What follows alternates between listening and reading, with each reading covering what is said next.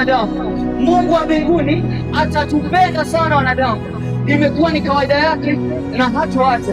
Tutakwenda kujifunza neno la Mungu kutoka katika kitabu cha Yohana 3:16. Nalo neno la Bwana linasema, kwa maana jinsi hii Mungu aliupenda ulimwengu hata akamtoa mwanawe wa pekee, ili kusudi kwamba kila amwaminie asipotee, bali awe na uzima wa milele. Na uzima wa milele ndio huu, wakujue wewe wa kweli na wa pekee, na mwanao Yesu Kristo uliyemtuma. Mwana wa Mungu mahali hapa, tumekuja mahali hapa kwa ajili ya kushare habari njema za Mungu pamoja na wewe, kukuambia ya kwamba yuko Mungu mbinguni ambaye ni mwenye haki. Yuko Mungu mbinguni ambaye ni mtakatifu. Yuko Mungu mbinguni ambaye ni mwaminifu na amejawa na kweli. Yuko Mungu mbinguni ambaye amejawa na neema. Tumekuja mahali hapa kukuambia habari njema za ufalme wa Mungu, ya kwamba Bwana anasema kwamba aliupenda ulimwengu, ndio maana akamtoa mwanaye wa pekee Yesu, ili kusudi kwamba kila amwaminie asipotee, bali awe na uzima wa milele. Sasa Mungu anataka atuokoe au tusipotee. Kutoka kwenye nini? Kwani tumetenda nini? Kwani kosa letu ni nini? Kwani tumekosea nini Mungu wa mbinguni? Neno la Mungu linatuambia ya kwamba watu wangu wanapotea, wanaangamia kwa kuwa wamekosa maarifa hata ya kumjua mwana wa pekee wa Mungu ambaye alitumwa na Baba ili aje duniani atuokoe. Maana sisi wote wanadamu, Bwana wakati fulani alituangalia akatuona tumepungukiwa na maarifa, nasi tumekosa utukufu wake. Ndio maana kwa kutunusuru na ile ghadhabu ijayo, Mungu wa mbinguni akamtoa mwanaye Yesu wa pekee, ili kusudi kwamba yeyote atakayemwamini, atakayemkiri, atakayemjua, atakayemwendea, atakayemtumaini asipotee, bali awe na uzima wa milele. Basi mwana wa Mungu, mahali popote pale ulipo, ni habari njema za ufalme wa Mungu, ni habari njema za Mungu wa mbinguni, ya kwamba anataka atuokoe, atutoe katika vifungo vya dhambi, atunusuru na ghadhabu ile ijayo. Lakini tutawezaje kunusurika au kuokolewa kwa neema ikiwa sisi wenyewe tumeikataa neema, ambayo ni neema ya Yesu Kristo, ambayo ni upendo wa Mungu juu ya maisha yetu, ambayo ni rehema za Mungu juu ya maisha yetu, ambayo ni wokovu ambao Mungu ameukusudia juu ya maisha yetu. Maana neno lake linatuambia na kutusihi ya kwamba sisi, je, tutapataje kupona kama tusipoujali wokovu mkuu namna hii ambao Mungu ameanza na ametufunulia, ambao yeye kwanza alianza kuhubiri zamani, na hata hivi sasa unaendelea unahubiriwa kwenu wewe mwanadamu. Moyo wako na roho yako na nafsi zako pamoja na damu yako, vyote vina thamani mbele za Mungu. Ndio maana amekusudia kukuokoa. Ni upendo wa Mungu juu yako, ni fadhili za Mungu juu ya maisha yako, ni haja na ni kiu ya Mungu juu ya maisha yako. Maana Mungu anasema katika Yeremia 2:19, anasema uovu wako mwenyewe utakumbuka na maovu yako mwenyewe yatakukaribia. Ujue basi ya kwamba ni jambo baya sana kumwasi Bwana Mungu wako, kumwacha Bwana Mungu wako, na wala moyoni mwako hamna kumhofu yeye Mungu wako, maana umegeukia njia zisizofaa. Basi Mungu wa mbinguni anakupenda, Bwana wa Mungu anakuita, kama hivyo ambavyo umeshazoea kusikia wakati wote watumishi wa Mungu wakieleza habari njema za ufalme wa Mungu. Hata hivi leo tena ni nafasi nyingine, tena ni wakati mwingine tena, Mungu wa mbinguni amekusudia wokovu juu ya nafsi yako, akuokoe na maovu na ghadhabu ya Mungu ijayo katika nyakati za mwisho, kwa sababu ni sisi ndio ambao tumemtenda Mungu dhambi, ni sisi ndio ambao tumemwacha yeye. Anasema watu wangu wamesahau mila yao, wamesahau vifungo vyao, wamesahau maagano yangu, wameziacha njia zangu tangu wakiwa wadogo. Wamesahau hata kama ni mimi Bwana Mungu wao ambaye nimekuwa nikiwalea siku zote, ambao nimekuwa nikijihangaisha na kujishughulisha na mambo yao, lakini wao wamepotelea mbali, nao hata njia zangu wamezisahau, maagano yangu wameyasahau. Basi mwanadamu, geuka, maana Mungu wa mbinguni anasema ya kwamba, je, utakuwa unasema umeenda mbali sana, kwamba umekosea Mungu sana kiasi kwamba usiweze kumrudia tena? Je, mkono wa Mungu ni mzito sana kiasi kwamba asiweze kukuokoa? Je, fadhili za Mungu hazitoshi juu ya maisha yako kiasi kwamba asiweze kukufikia? Je, neema ya Mungu haiwezi kukukomboa na wewe pia? Ikiwa Bwana aliweza kumkomboa yule ambaye alikuwa akiishi maisha yote ya dhambi duniani, akaja akaokolewa kwa kukiri msalabani. Alipomwona mwana wa Mungu akamwambia, unikumbuke katika ufalme wako. Naye Bwana akamwambia, hakika jioni ya leo utakuwa pamoja na mimi katika ufalme wako, utakuwa pamoja na mimi peponi, utakuwa pamoja na mimi paradiso. Basi ikiwa Mungu wa mbinguni amekusudia fadhili, neema, wokovu juu ya nafsi zetu, basi tumwandame yeye Bwana Mungu wetu, tumgeukie yeye, tumwendee yeye, tujifunze kutoka kwake, tuzirudie njia zake. Maana Bwana anasema katika neno lake, ndio katika Biblia takatifu, Mungu wa mbinguni anasema ya kwamba watu hawa wananikiri kwa vinywa vyao, lakini mioyo yao iko mbali na mimi, lakini mioyo yao iko mbali na mimi.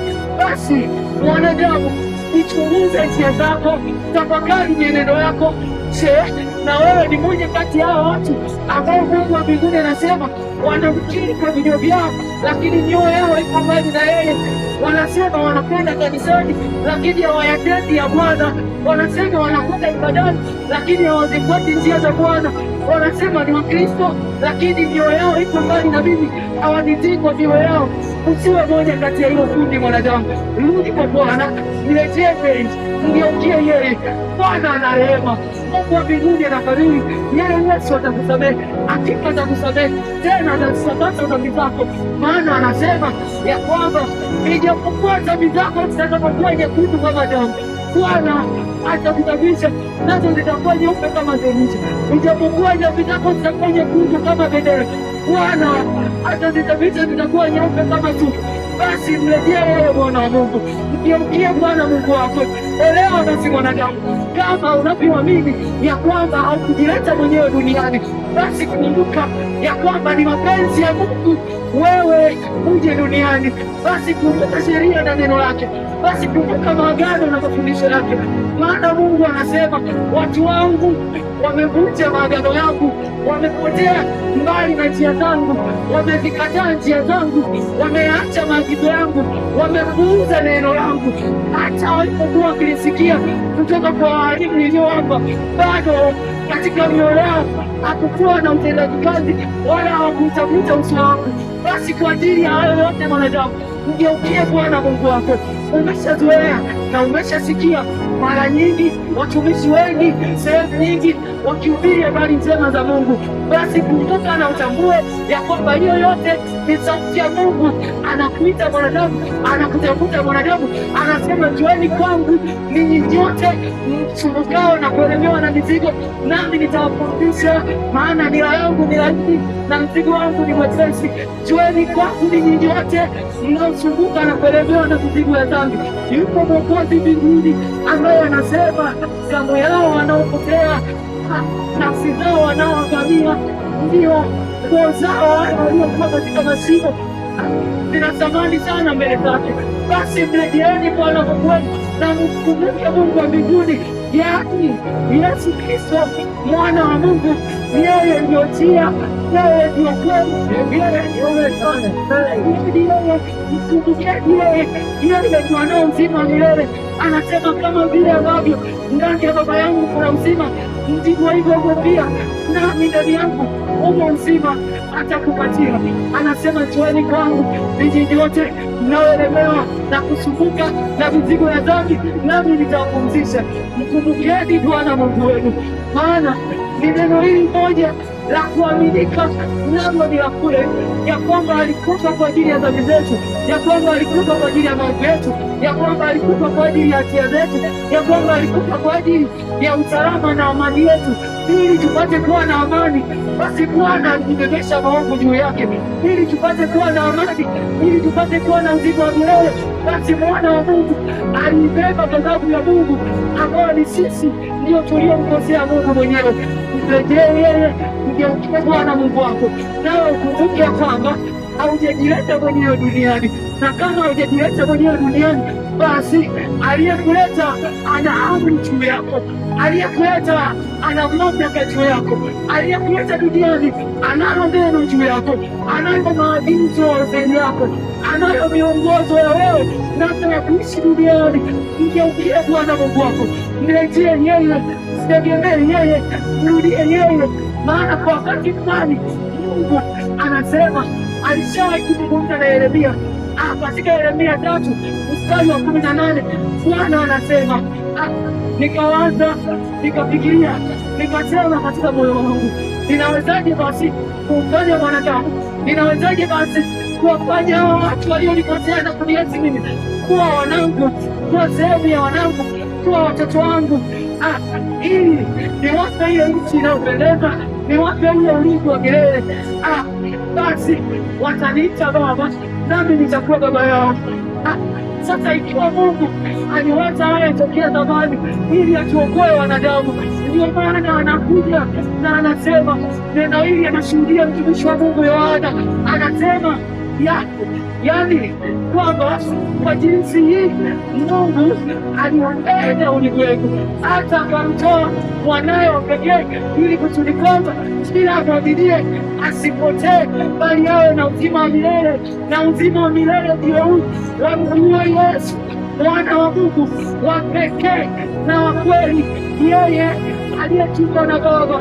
Maana maandiko yanasema, ndiyo Yohana anasikitisha, anasema ya kwamba alikuwako ulimwenguni, lakini ulimwengu haukumtambua.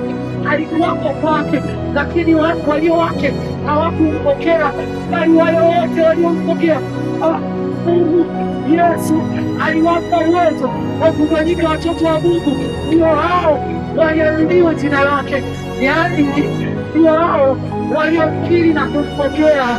Naye neno huyo Yesu alifanyika mwili akaja katika kwetu, nasi tumeuona utukufu wa Mungu, utukufu kama mwana pekee wa Mungu kutoka kwa Bwana.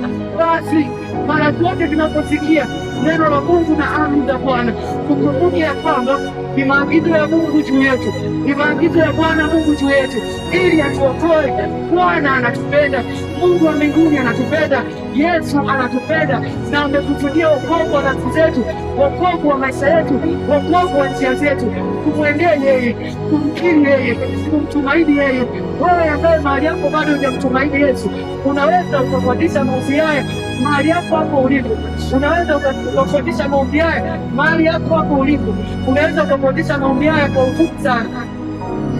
Sema, Bwana Yesu, Bwana Yesu, ninakuja mbele zako, ninakuja mbele zako. Nimesikia habari zako, nimesikia habari zako. Nimesikia neno lako, nimesikia neno lako. Kwa mara nyingine tena, mara nyingine tena, kwa siku nyingine tena, siku nyingine tena. Nimesikia habari ya neema, nimesikia habari ya neema. Nimesikia habari ya wokovu, nimesikia habari ya wokovu. Bwana, moyoni nimeamini, nimekiri, ninakubali, nimepokea, ninahusudu katika jina la Yesu.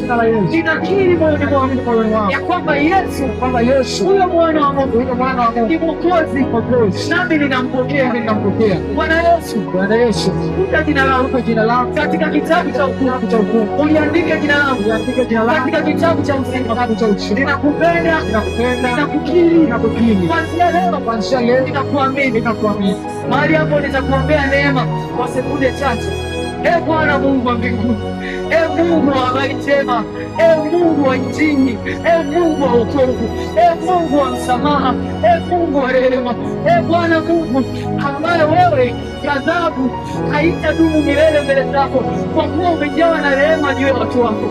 Ninakusihi Bwana, mtu yoyote mahali hapa aliyekiri na kuamini moyoni mwake, aliyepokea na kusikia kwa masikio yake, Bwana neema yako ikawe juu yake.